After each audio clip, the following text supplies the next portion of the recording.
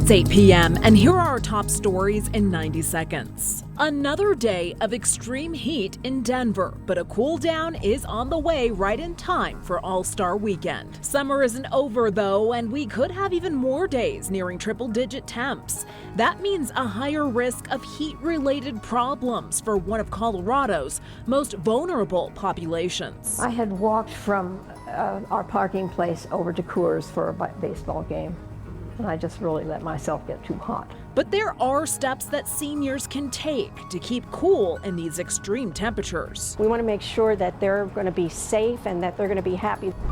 Plus, new guidelines from the CDC about wearing masks in schools that could have the classroom looking a little different this fall. We've done a reevaluation of the science, and the science has showed us that we know what works to help keep schools safe and open for the coming school year. But those changes come as the Delta variant is exploding in several regions across the country, and Pfizer is trying to take action by developing a booster shot specifically made to fight the Delta variant. However, U.S. health officials aren't convinced it's necessary. The world is understandably worried about the Delta virus variant, but the vaccines indeed are effective against it.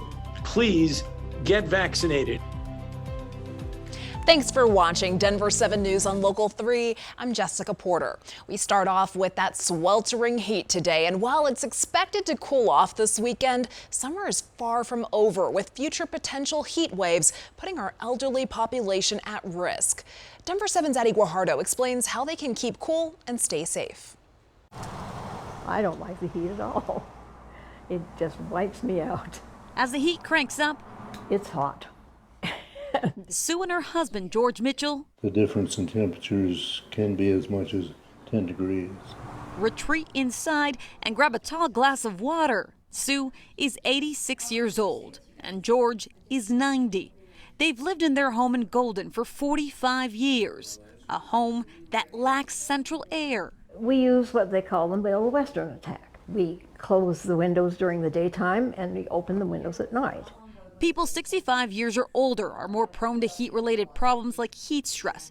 According to the CDC, between 2004 and 2018, there were 4,000 heat-related deaths among those 65 years or older across the U.S., making them the largest population affected. We want to make sure that they're going to be safe. Ann Keeler is a client care manager with Visiting Angels, a company that provides seniors care in their own home. They visit Sue and George 3 times a week and share their advice. Make sure that they're hydrated, drinking a lot of water, no caffeine drinks, that they're wearing light clothing for sure, light colored clothing in particular. Those feeling the heat the most are in Denver, where we hit 4 100-degree days so far and broke new records. Denver County is home to nearly 730,000 people, and nearly 12% are 65 years or older. Experts say keeping the elderly cool and checking on them regularly is key to keeping them safe. I had walked from our parking place over to Coors for a baseball game, and I just really let myself get too hot. Sue had a frightening heat-related encounter a few years back and now does her best to keep her cool. And we leave the curtains pulled in the daytime, that keeps it cooler. And I am fairly fanatic about turning lights off, which add additional heat. As for George, his favorite spot is in the basement. I'll retreat to my office downstairs when it gets too hot. A refreshing place where he can get lost in a new tale. Addie Guajardo, Denver7. Addie, thank you. And that heat is also leading many baseball fans to cool off inside the Colorado Convention Center. Play Ball Park opened up today, giving fans a little taste of the action ahead of Tuesday's All-Star game at Coors Field. Thousands of people showed up to hit some balls, round the bases, and check out the memorabilia. Major League Baseball organizers say the event is designed for kids and kids at heart. You're going to see a lot of casual play, kids running around, having fun. Sometimes we try to joke about a no adult zone, just making sure the kids come out and play. It's all about having fun. The event is also helping local business owners, with many able to take advantage of the extra foot traffic. Chief Meteorologist Mike Nelson joining us now. Good evening, Mike. It was slightly less hot than yesterday, and hopefully it cools down in time for the All-Star game. Oh, we have some great weather coming up for the next 4 days. As a matter of fact, courtesy of a front moving in. It's brought some scattered thunderstorms across the area. These are not very heavy near Denver, but we have some dark skies around. There's a severe thunderstorm watch still northeast corner until 9 o'clock. A few strong thunderstorms out across southern Washington, Yuma County, Kit Carson County. But basically, as this front moves in, cooler air is on the way. And a good thing, because today it hit 107 at Grand Junction, the all-time hottest temperature there for any day. We were 98 degrees in Denver, but cooler air is coming our way. As the cold front moves in, weekend highs will be in the 80s. Mostly sunny, although a little hazy because of smoke from western wildfires. But good-looking all-star weekend weather and right into Monday and Tuesday. I'll have all the details for you coming up in just a few minutes. Thank you, Mike. Colorado still has some work to do when it comes to vaccinating our children. As of yesterday, the state has vaccinated more than 194,000 Coloradans ages 12 through 17. That's about 43% of that age group. The state health department is urging parents to vaccinate their kids so they can safely return to school and minimize any disruptions. The new school year is set to begin in just a few weeks. Today, a major announcement from the CDC could affect what classrooms look like this fall. The agency now saying vaccinated students and teachers can stop wearing masks in school buildings. The announcement comes as there is confusion over the need for vaccinated Americans to get booster shots. ABC's Faith ABUBEY has more. When school doors open this fall, according to the CDC, fully vaccinated students and teachers can go back into class without needing to mask up. We're really focused on getting kids back in the classroom in fall. However, if you're not able to do distancing, we really recommend that all the other layered prevention strategies are kept in place. However, the CDC says schools should also be guided by local data, set their own policies on masks and vaccine verification. The agency adding that all schools should reopen for in-person learning this fall, even if some don't yet have all the COVID precautions in place. We've done a reevaluation of the science, and the science has showed us that we know what works to help keep schools safe and open for the coming school year. The CDC also encouraging unvaccinated students and teachers to continue wearing masks and urging schools to offer voluntary COVID testing at least once a week. Across the country, the Delta variant continues spreading in several regions.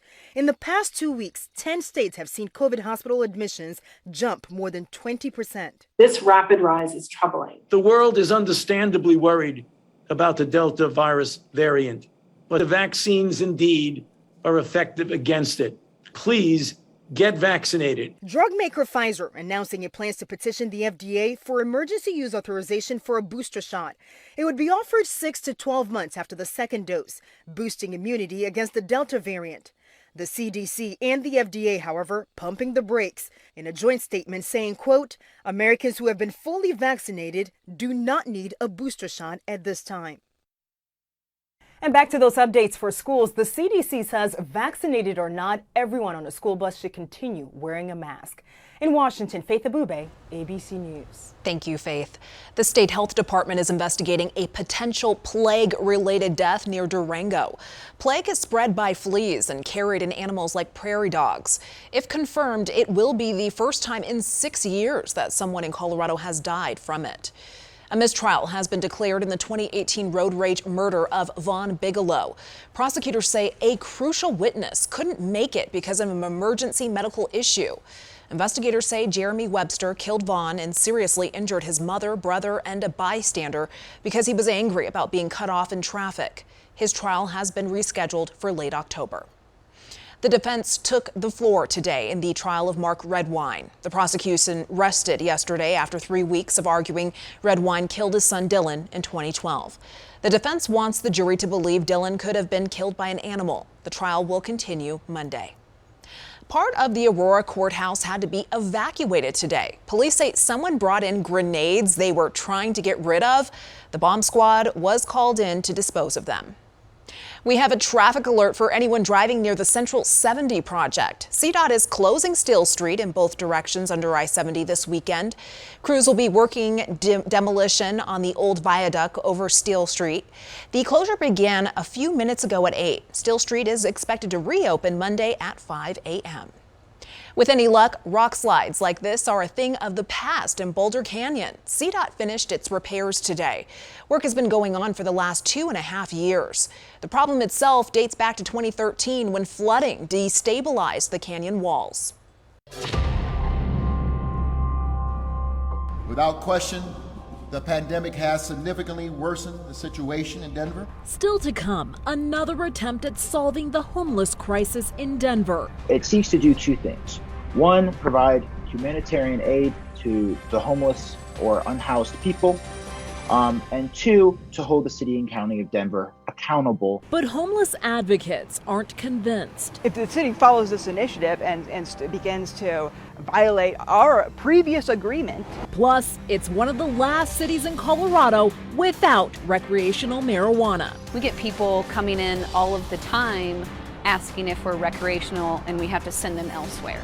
Hear about the ballot proposal that voters could see this November and why it's expected to pass.